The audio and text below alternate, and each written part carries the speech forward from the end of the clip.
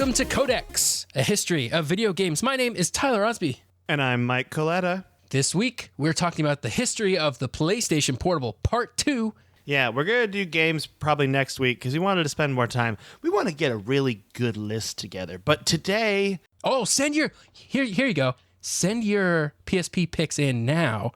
Then we don't have to make it up later on the backside. There we go. Let's do that. Hey, Matt, in Japan. Now is the time. Help us out. Yeah, that's good. Then we don't have to do like a backup thing. We can just do a call for games. That would be way better. Okay. So today then I'm going to start us off. We're going to talk about sales. Because who doesn't love to hear sales numbers? I do. I know Tyler does. Mm-hmm. Let's do this. So in the United States, the PSP has sold 10.47 million copies by January 1st, 2008. That was according to the MPT group. That's the first 4 years of the system because it came out in 2004, if I remember correctly. Okay? And at the end of 2004, it was like November 2004. So in Japan, the PSP was also a huge hit because we all know Sony products sell very well in Japan because Sony is a Japanese company. And the week of March 24th, 2008, the PSP nearly outsold all other game consoles combined. It sold 129,986 units in 1 week. And Sony's always they're just killing it in Japan, you know? It's like Microsoft can't even get in. It's great. Good for them. You guys are doing great stuff. Okay, Sony and Nintendo always crushing it. Always crushing it. From 2006 to the third quarter of 2010, PSPs by that time had sold 53 million units. So it's a big old jump there, okay? And during the last few years of its life cycle, 2011 to 2014, sales of the PSP started to drop because it was kind of like, well, it's ending, Old you news. know? And especially because the PS Vita came out in 2011, I want to say. Yeah, and so the PS Vita, it was like, can't compete with yourself. And then shipments to North America ended in January 2014. So think about that, though. Like 3 years later is when it finally ended. Yeah, That's that's pretty impressive. It's pretty good. 3 years after the PS Vita came out, is what we're saying. So during its lifetime, the PSP sold 80 million fewer units than the Nintendo DS. So that's something important to note. They did lose the handheld war, technically. Yeah, if they lost in that they didn't beat Nintendo, but I think it was still overall like successful, I would say.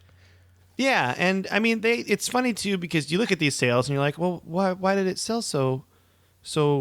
I mean, it couldn't beat Nintendo, so they sold well still, but they didn't sell as amazing as Nintendo. Well, they had some marketing problems, is a way to put it shortly. So in late 2005, Sony hired a graffiti artist, well, multiple graffiti artists actually, to spray paint advertisements for the PSP. And they did this in 7 big U.S. cities. I think Philadelphia was one of them, Los Angeles, New York, Chicago. And according to Sony, they were paying the businesses and building owners for the right to spray paint their walls, but people were a little like, you're hiring a company to do graffiti, you know, and it's kind of a weird thing. So people kind of looked at it kind of weird. That wasn't the big controversy. That was the beginning. But there's 2 pretty big ones. The first being that 1 year later, Sony ran a poster campaign, and this was in the UK, and the poster had the slogan, "Take a running jump here." But it was at a train station platform, and people thought it was like a suicide joke. Whoa. Yeah, so that was the first big no-no. And so it was in Manchester Piccadilly Station, and it was on the train platform. And it said, "Take a running jump here." So that's not... No, we got to do that. So they removed that quickly. Like, got rid of that. We don't want anyone to know about that. That's bad. And then in 2006, and this is a really weird one, like to the point where I feel like the marketing company they hired is probably not around. This is a pretty big mistake. And okay, in 2006, there was a billboard advertisement released in the Netherlands, and it depicted a white woman holding a black woman by the jaw saying, "PlayStation Portable White is coming." So, yeah. Yikes. And there were 2 similar advertisements. One showed the 2 women facing each other in equal footing in fighting stances, and the other showed the black woman in a dominant position of the white woman. And so it's obviously like this is super racially charged. And Sony stated that the purpose was to contrast the white and black versions of the PSP, but the advertisements were interpreted as being racially charged. I'm like, yeah, because you're using people. Like, you shouldn't that's be real using bad people. call there. These were really bad. And so these advertisements were never released in the rest of the world. They actually started in the Netherlands and they were shut down immediately. So I guess that's kind of a save by Sony, because I didn't even know about this until I looked it up. But the advertisement attracted international press coverage, obviously. And Engadget actually said that Sony did this on purpose because it's kind of that whole, like, no publicity is bad publicity thing. Ooh, So they yeah. think that Sony knew what they were doing and was trying to essentially, like, oh, we made a mistake, but now, hey, the PSP's in the news, like, kind of like that. So that's the really, really bad one. Yeah, that's the really, really bad one. There's one more, too, where Sony, on December 2006 was a bad year for them, PR marketing-wise, and they had a guerrilla marketing campaign in which advertisers pretended to be bloggers who desperately wanted a PSP. Ooh, I remember something about that. Yeah, I just remember that briefly because this was like still a new time for blogging and like advertising on the internet, and so it wasn't quite as well known that like companies could do a thing like that where they would you could hire somebody to basically pretend to be like grassroots advertising, you know? Yeah, they're just lying essentially to the public. So yeah, that's the last one. And now this is my thoughts on the whole thing. If you remember, PlayStation always wanted to be the cool one, you know? Like, whereas Nintendo was like, we're very focused towards family and kids. I think this is Sony really like trying to rebel. This is Sony's teenage years, you know? They're trying to be rebellious, trying to sell some PSPs, and oh boy, did they whiff. This is just my personal opinion on this whole thing. I remember thinking when we were going back to our whole Crash Bandicoot days, you know? Yep. Like Crash was supposed to be like the rowdy, crazy party guy. And I'm like, they're trying to do that, but with the PSP, and they're just whiffing on all the wrong fronts. So that's the marketing sales point of it. The homebrew scene is the next thing we're going to talk about. And I actually found a lot on this. I found a really good New York Times article from 2005 about this. So I pulled a lot of information so from that. Would have that. been the super early days of the homebrew scene then. Yeah, it was actually the second hack. So I'll get more into detail. But so the PSP is probably considered, and you can back me up on this, Tyler, one of the best consoles for homebrew and hacking. It's good to say that, right? Absolutely. Maybe even the number one. Who knows? Yeah, especially at the time, because it was powerful enough that you could run, like, they could really do some cool stuff, like run Super Nintendo emulators or even up to Nintendo 64 emulators and original PlayStation games. Like, before that, sure, other consoles had been hacked. Like, the original DS kind of had been hacked. Maybe not at this point, but like running homebrew on like a Game Boy Advance was like not, it was like cool. You could maybe do it, but it wasn't like that useful. But the PSP made it actually useful and very cool. Yeah, and it was partially because on June, okay, this is where the New York Times article I found starts at this date. On June 15th, 2005, hackers disassembled the code for the PSP and distributed it online. So, and this wasn't the first time the system was hacked. The year before, hackers actually cracked the original PSP shortly after its release in Japan. So it was pretty quick. They got on. The PSP 1.0 firmware that PSP's launched with in Japan was like, it had basically no sort of protections against running unsigned code, which was very interesting. They took advantage of it. Oh, sure how they did. And the problem with this whole thing, too, is Sony couldn't keep up with it. It was just so fast. So in that New York Times article, in the 2005 hack, the June 15th, 2005, and this is important, too, and this is probably why it was reported in the New York Times, this is the 1.5 firmware, which was the firmware that was released when Sony released PSPs in North America. Mm-hmm. So this is the first iteration of the PSP software in North America. And it was pretty bad because players could download Ubisoft's Luminous, Coded Arms from Konami, Puzzle Bobble by Taito, and even Sony's own game, Intelligent License, like the one they self-published. And you could just get those for free and then put them on those cards and play them on your PSP.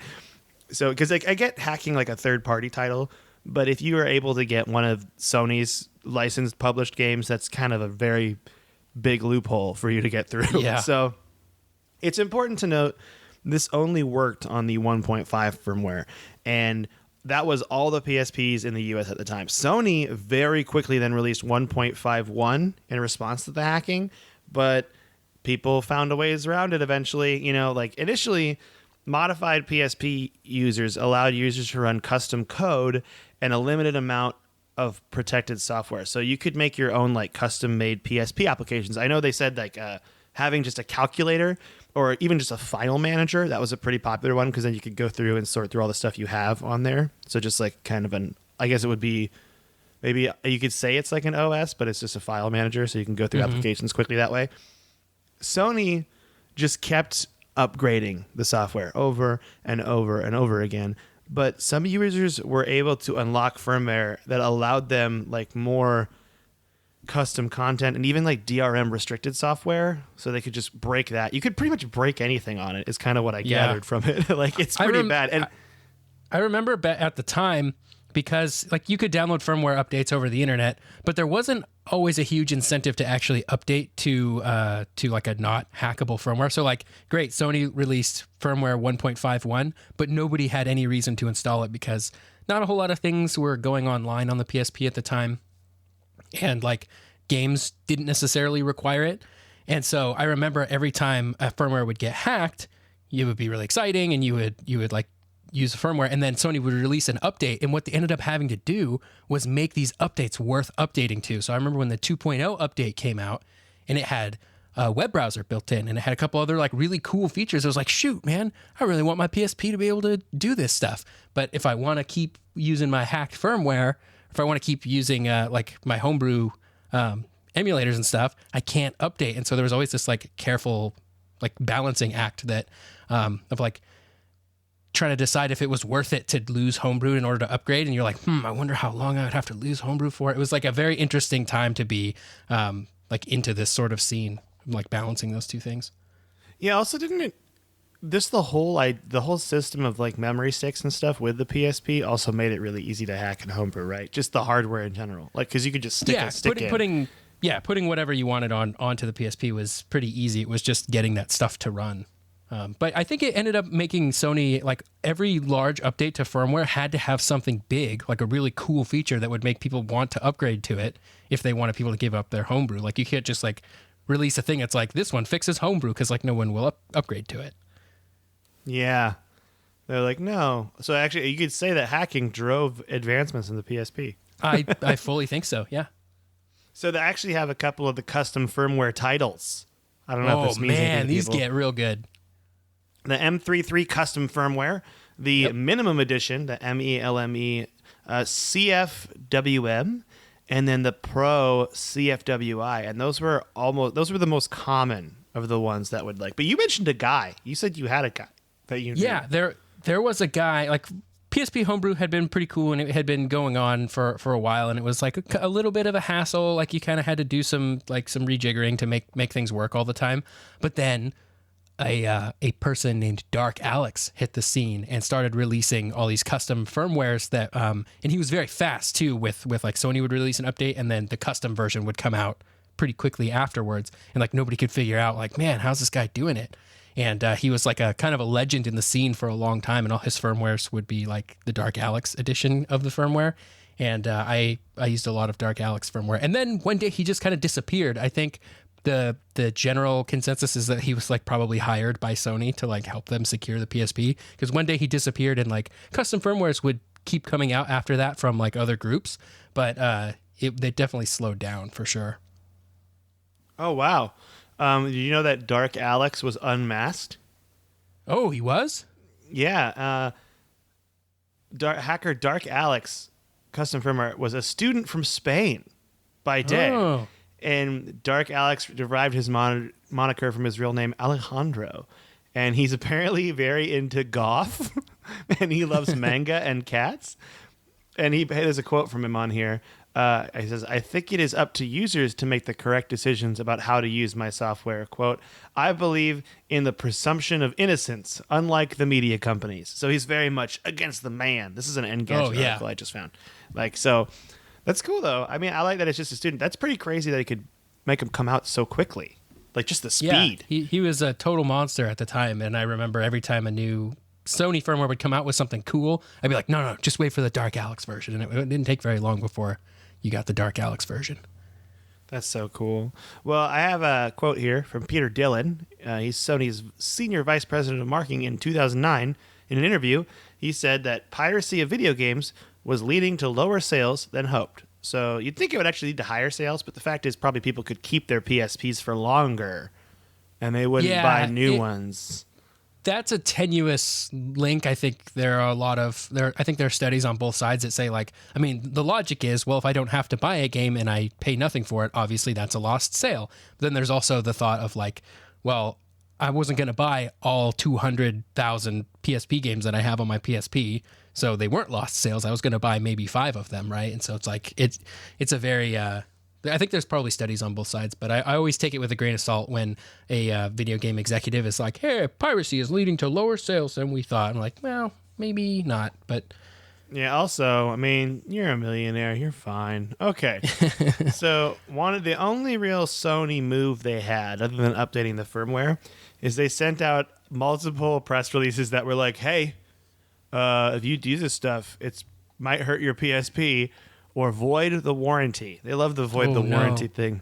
But then no one cared. So really what happened is, I guess I'm just trying to sum it up as, it's an amazing homebrew console, and Sony couldn't do anything. That's pretty much the there was another TLDR. A way to hack PSPs was it was discovered that like the way that they fixed PSPs at the factory had to do with the way the battery was configured. And so you could buy these, they were called Pandora batteries, and you would take out the battery that was in your PSP and you put this Pandora battery in, and it would like effectively like grant you access to the console to be able to like downgrade the firmware if you had upgraded to one that had been fixed already, and like you could downgrade and then hack that firmware. It's very interesting of like having to buy these special batteries.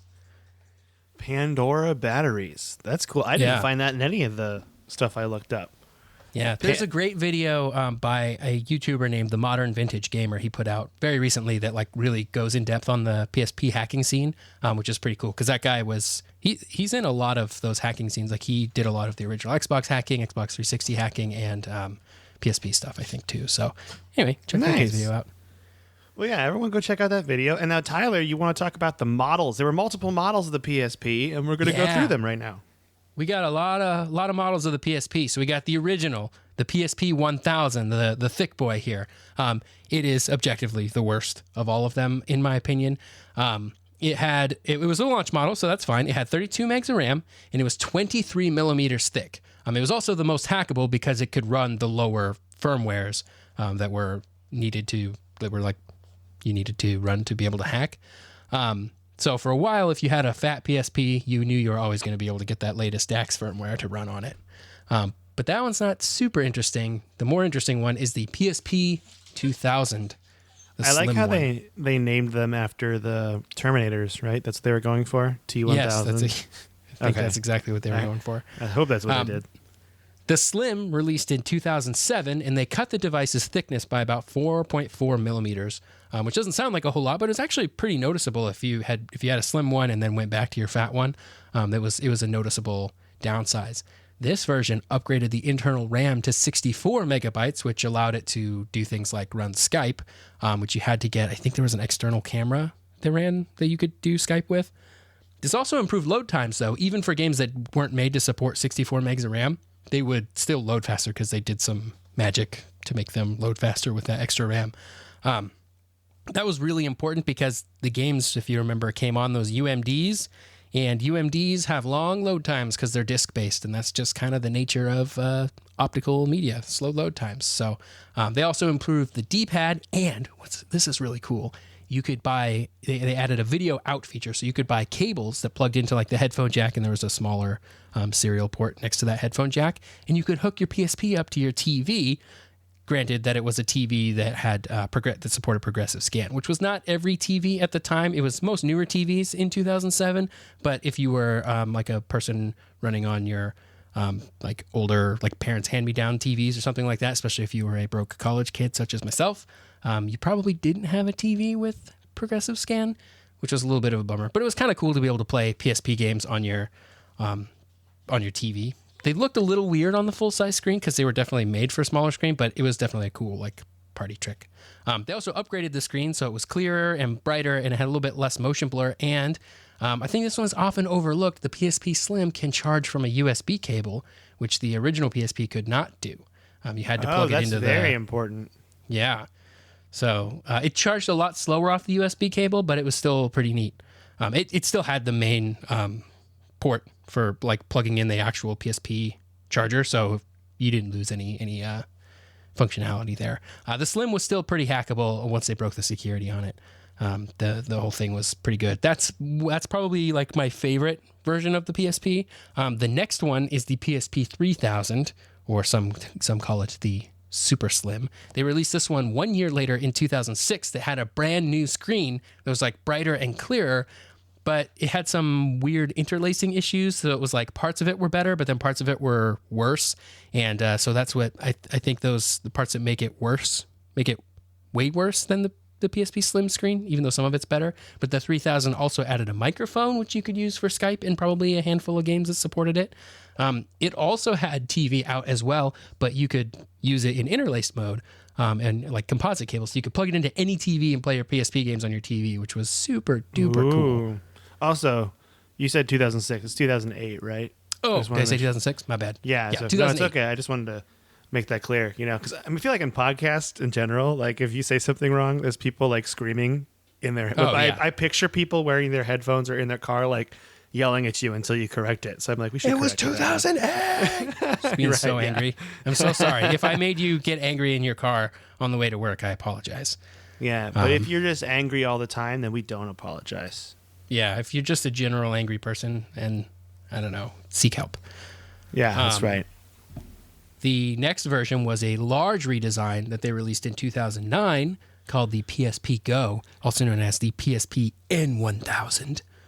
Does this one stand for new? Probably. The new 1000? Probably. Yeah. It was completely redesigned. Up to this point, all the PSPs were basically the same like overall form factor. They were just slightly different in some areas. But the PSP Go looked more like a phone than it did a PSP. It had a slide out, like, remember in 2008, 2009 when phones would have like a slide out keyboard? Oh, do I remember? I wanted one so bad. Yeah, everybody thought that they wanted that, and then it turns out that touchscreens are actually just fine for typing. But the PSP Go had one of those, only it wasn't a keyboard, it was a gamepad with all the PSP controls on it. So it was like phone size. The screen was a little bit smaller, but it slid out and could play games, which was super cool. What they did here that's special with the PSP Go is they got rid of the UMD drive, which was probably the right call. By 2009, download speeds have gotten fast enough, and the storage space in flash drives had gotten cheap enough that it was economical to actually download games and store them on the device. So the PSP Go came with 16 gigs of built-in memory. Now remember, a UMD disk holds 1.8 gigs, so that's the max size that any PSP game could be used, 1.8 gigs. I'm going to just say this, 16 gigs for 2009, that seems like a lot, right? For a handheld? Yeah, it was pretty good. That's a lot, right? Yeah. It was a little expensive, too, to get that. And it could also be expanded if you used Sony's proprietary memory stick micro, which totally didn't look and feel like regular micro SDs, but they definitely cost more. You could expand that to 32 gigs. So you could hold a lot of games on this thing if you're thinking 2 gigs a game. That's, 10, 15 games easy, if you want to have room for music and whatnot. So that's pretty good. There were some games that never became available on the PlayStation Store. I'm pretty sure Birth by Sleep, Kingdom Hearts, was never available for digital download on the PSP. And so PSP Go never got to play it. You could get around it if you hacked the PSP Go. PSP Go remained impenetrable for a little while in terms of hacks, but it did eventually get cracked wide open, same as any other PSP. So, yeah. It also had Bluetooth built in, so you could use Bluetooth headphones with it, but you could also connect a PlayStation 3 DualShock 3 controller up to it. So when you plug your PSP Go into your TV screen, you could kick back on the couch with your PS3 controller and pretend you're playing a PS3 game. It was super cool. That's really cool. Yeah. I love that. Yeah, PSP Go is great. I think if you're just getting into the PSP scene and you can get a PSP Go with hackable firmware, I'm not sure if you need to be looking for any specific version, or if just every PSP Go is hackable or not. I think that's the way to go right now if you're brand new to it and don't have any UMD games, and you have like big enough memory stick cards. I think I want to say for the older PSPs that use Memory Stick Pro Duos, which is a little bit bigger than the Memory Stick Micros, I think you can get converters now that convert cheap micro SD cards to work with that. So that may be better for you if you want to have tons of games. You might want to go micro SD and use a converter. But here's a note for our listeners: you can get a eBay Sony PSP Go Launch Edition 16 gigabytes on eBay for $100. Wow, no tax. That's a pretty good deal. You can get one over here too for $95, no tax. It's the N1001 Piano Black handheld game console. Ooh, look at you. Yeah, so if you want to get it, it's like $100. You can get it. Also, they still sell it on Amazon right here. It says so. That's $155 on Amazon. Oh, man. That's tempting. It's tempting to pick up a PSP Go. I think that's it's free shipping also, and I think it's it's used. It's very good. It says, but yeah, this is a cool looking console. Just looking at it, it's like, oh man, yeah, it's really cool. It's neat, and the way it looks like a phone was cool. I love it. I think it's pretty cool. I think you could use the Bluetooth to tether to your phone too if you want to have internet anywhere. I may be wrong about that, but that'd be cool. I love it. We have one more model of the PSP, the E1000, the Street, PSP Street. This was a budget version of the PSP. They went back to the form factor of the original PSP, so kind of horizontal, no slide out keyboard, no nothing like that. They did add the UMD drive back in, but it didn't have Wi-Fi, so it wasn't like that cool. Because at that point in time, what was their play here? Why? I guess maybe they did research and they were like, not that many people play PSP games online, or not that many people need Wi-Fi with their PSP. They just want to play their PSP games. I guess if you're trying to make a budget version of it, I don't know. That still seems like a really lame thing to cut out, especially when 7 years earlier in 2004, the original had Wi-Fi. It's like, you can't afford that now? I don't know. It's not great, and it didn't sell very well, especially because shortly thereafter, they launched the PS Vita. So it was like, why did you do that? Why didn't you just not do that? And you could have saved all that money. I don't know. Maybe they made money on it. Who knows? But I have never seen anybody use one of those in the wild. Nintendo did a similar thing with their Wii when they released the Wii Junior in like Canada, and I think they released it in the US too, where it was like a Wii with no GameCube ports, so you couldn't play GameCube games, and it had no Wi-Fi. And it was like, what? Okay, so it was like it couldn't even be a Netflix box. Like, what is this trend of like removing Wi-Fi from things? I don't know. Yeah, I'm on right now. Full disclosure, surfing Amazon right now. I can't find a Street to save my life. Yeah, PSP because Street. nobody wants them, especially now. Yeah. If you're trying to buy a PSP, you're not trying to get a Street version now. If you're that interested, you'll spend $2 more to get whatever version has Wi-Fi. Get the Go or get the 3000. Yeah, I think the Wi-Fi or the Go is definitely the way to go these days. The 3000 is listed as the best seller on Amazon, just so everyone knows. Yeah, that one's still a good choice too.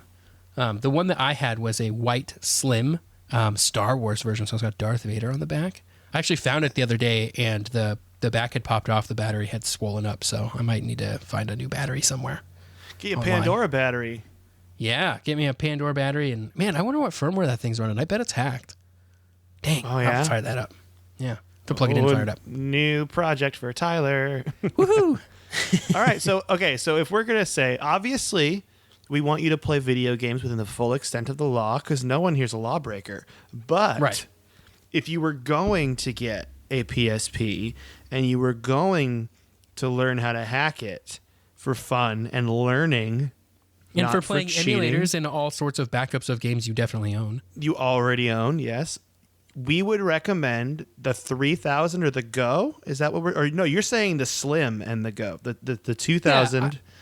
And I think PSP any of Go. them that are not the Street or the original.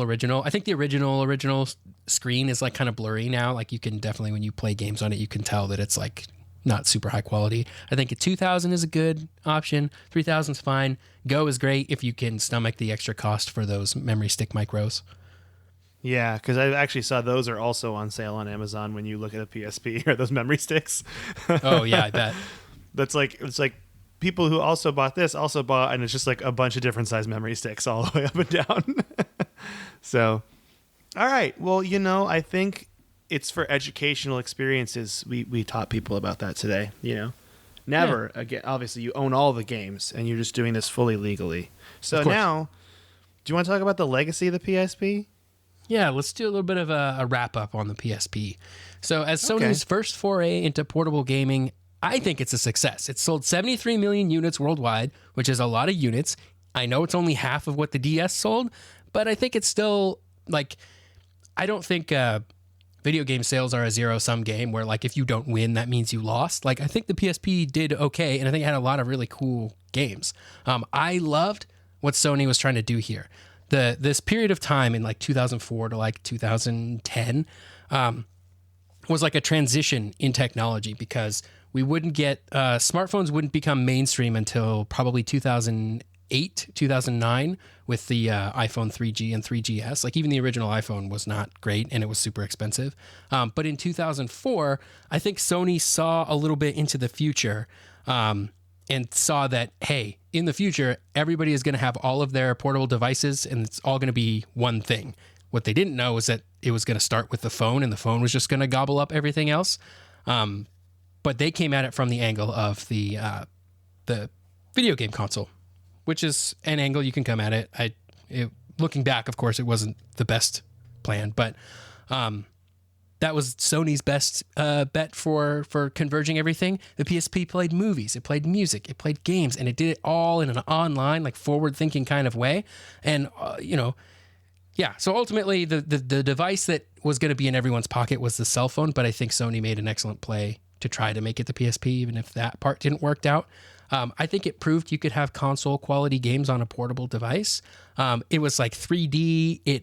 The games really felt like they were console quality, especially games like Grand Theft Auto, Vice City Stories, and Liberty City Stories. That felt like playing a PS2 game in your pocket, straight up. And in fact, those games did come out on PS2 a little bit later, those two specifically.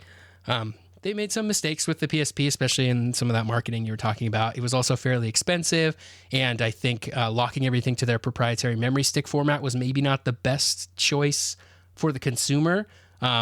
Maybe Sony can prove that they made more money that way. I'm not sure about that. The UMDs, I think, were a product of a little bit of an older time being adapted to work in the new world. I don't know what a better way to do it would have been at the time, because flash cards that held 1.8 gigs worth of data in 2004 would have been super expensive. DS games were not that large. And DS cartridges, I think the largest is 256 megs. I don't know. Way, way, way smaller than UMDs. And downloading games didn't really become viable until the later part of the PSP lifecycle when they launched the PSP Go. But I think in spirit, the PSP lived on a little while longer. Sony released a phone in 2010 called the Xperia Play. It was an Android phone that did all the phone things, but it had that same slide-out gamepad that the PSP Go did. I think it was neat, and I'm a little bummed that Sony didn't explore that a little bit further. I always thought they shouldn't have made the PS Vita at all. I think they should have sold an Android phone that had exclusive games, and that they could have been the device in everybody's pocket that way, because you would have bought the Sony phone because you wanted to play the cool Sony games. But they would give it another try with the PS Vita, which I think we'll cover later on down the line. They only stopped manufacturing the PS Vita in March of this year, 2019. So it was just a couple of months ago. So it's we'll explore it later when it becomes history and has had a little bit more time to digest. I want to go back. That's a great idea. If they'd have just instead of made a PS Vita, make an Android phone that had PlayStation. Imagine if they made, and I guess I don't know when if this is really the time of the exclusivity, but they had God of War around then. You could have had a PS Vita, you could have had an Android phone with a really cool full Sony financed God of War game on it. That would have sold. That would have sold, and they could have sold, which they did sell older, they sold PlayStation games, wrapped up in an emulator that worked on the Xperia Play.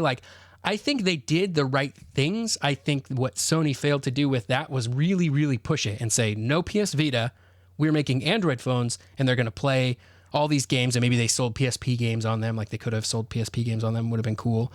That would have been the way to go, and I think that would make a compelling reason to buy a Sony phone. I know I need to buy a phone, And right now it's like, oh, do I want to buy an Android phone or do I want to buy an iPhone? It could have been Android, iPhone, or Sony, with Sony having all the advantages of Android as well, because they could have just been like, yeah, we run Android, but if you want to play our exclusive games, you got to buy our phone. And so it would make that, I think, a no-brainer as long as the phone part of it was like halfway Functional. decent.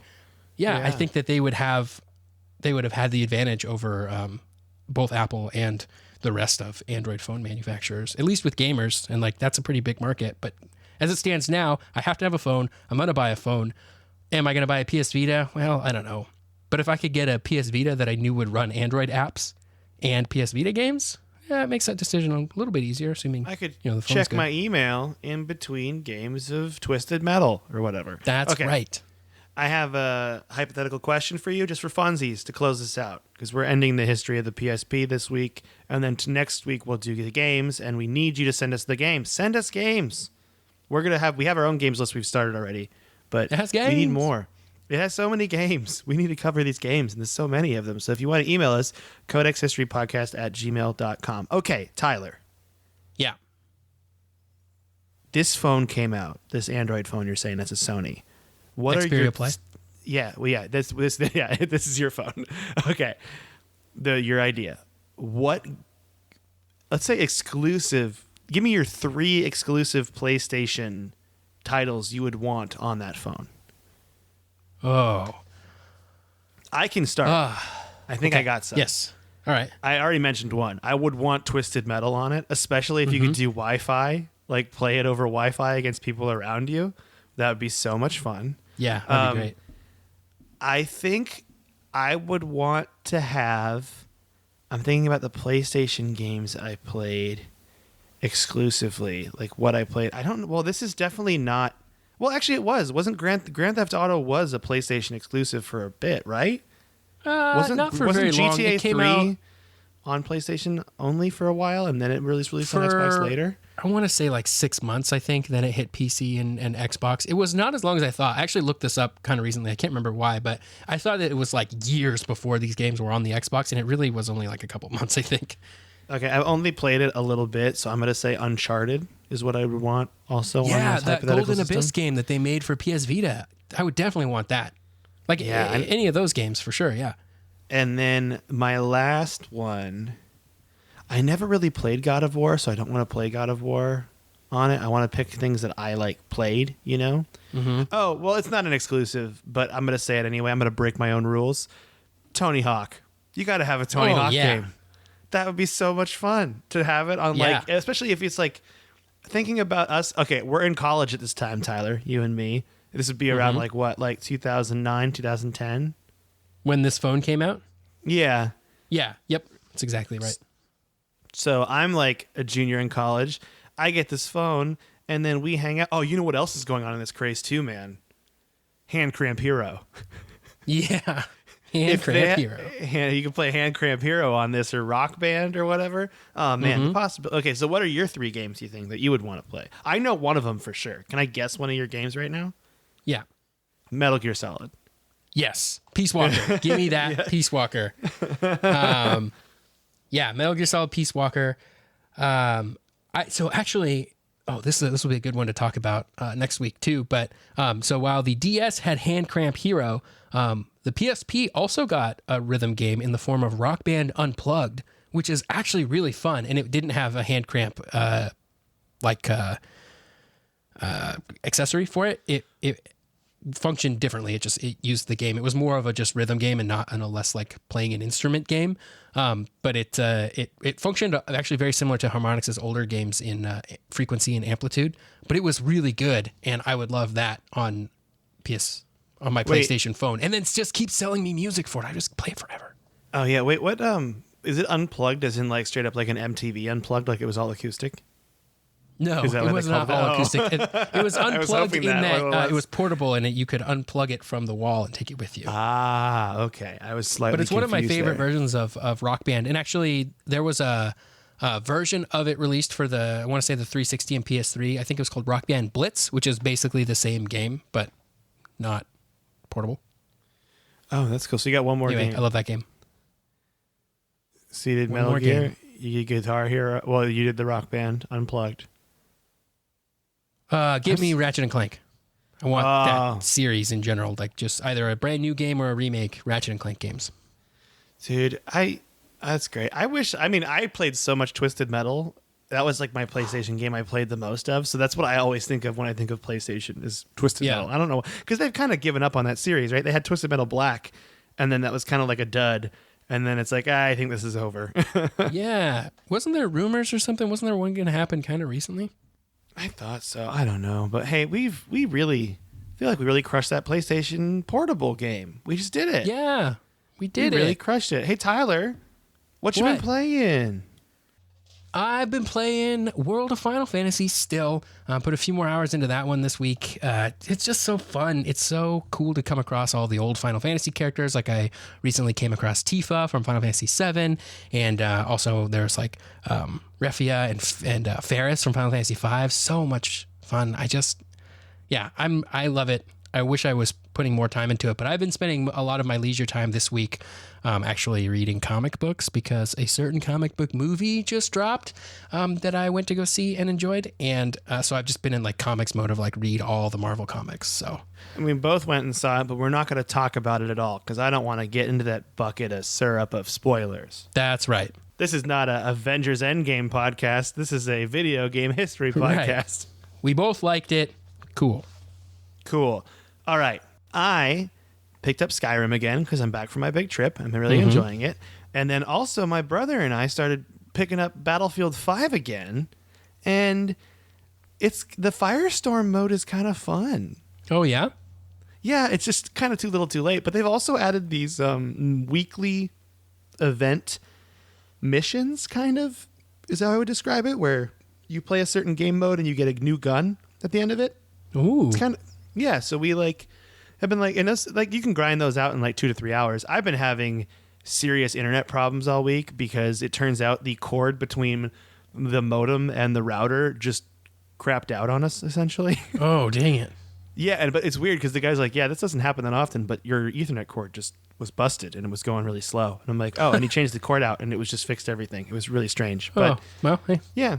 Hey, it's fixed now. So, but yeah, I haven't been playing that many online games because of that, but I jumped into Battlefield with my brother and that was really, really fun. And then Destiny, but I kind of slowed down on that because we were just discussing how there's like not a lot to do right now. Yeah, there's some stuff that like I want to get the gun from the new event that's going on right now, but I don't feel super pressured to do it, and I haven't played it all this week, Destiny-wise. Yeah, and then we did the mission for the Drifter, and then we both like stopped at the exact same part, just like, whoa, we forgot. I just haven't been doing the page part, but it's all good. I'm hoping that I can play some newer games this week. We'll see. I gotta try. The problem is, I don't know about you, but I'm the kind of person that gets stuck in a video game, and then I play it, and I play it, and I play it, and I play it without switching, instead of like playing a multitude of games at the same time. I feel like my brain can't keep up with a story, so I have to stay and play one for way too long. Yeah. But it's been good. So all in all, again, one more reminder. If please, if you have any games you want us to talk about for the PSP, send them to us at codexhistorypodcast@gmail.com. I think the email is the way to go. If you tweet them to us, you can do that, but we might miss your tweet, and I don't want to do that. I won't miss an email, but I will miss a tweet. You know what I mean? But you can find Tyler on Twitter at SneakerElph. You can find me on Twitter at mecoletta, MECOLETTA. You could send us a Valentine. I don't know, like a late Valentine. Send us a Mother's Day card. Send us a Mother's Day card. You could. Oh yeah, when is Mother's Day? Okay, I got to keep track of that. It's in May. Couple more right? weeks. Yep. We got some time. So everyone, don't forget to send your mom something for Mother's Day. That's our reminder to all the listeners. And with that, I think next week we'll dive into some more games for the PSP, and then I don't know where we're gonna go, but we might start breaking off of this timeline thing and start doing something a little interesting. It's an open world. It's an open world out there. All right, Tyler, do you want to say bye to the listener right now for me? Yes. Goodbye, listener.